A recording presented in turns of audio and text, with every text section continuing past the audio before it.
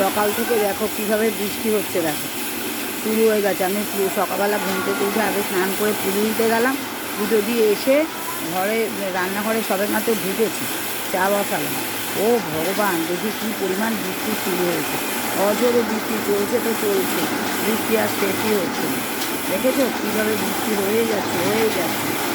এই বৃষ্টির মধ্যে কীভাবে মানুষ বাড়ির থেকে বেরোবে, কাজে কর্মে যাবে। দেখো কীভাবে বৃষ্টি হয়ে যাচ্ছে। তার মধ্যে ঘরের পাশে বাড়ি হচ্ছে, আমার বাড়ির পাশে একটা বাড়ি হচ্ছে, সেই বাড়িটা সেই পাথর বসাচ্ছে।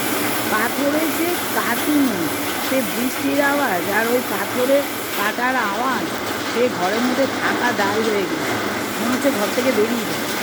কী পরিস্থিতি জানো না।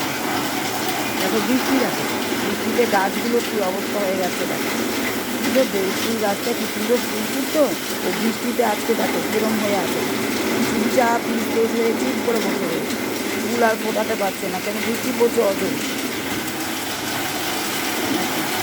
দেখতে কিন্তু খুব ভালো লাগে।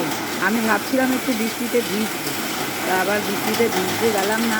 দুদিন আগে জ্বর এসেছিল, জ্বর ছিল বলে গায়ে, সেজন্য আর বৃষ্টিতে ভিজলাম না, নাহলে এখন বৃষ্টিতে ভিজতাম। আমার বৃষ্টিতে ভিজতে জানো খুব ভালো লাগে। জানি না তোমাদের কারোর ভালো লাগে কিনা বৃষ্টিতে ভিজতে।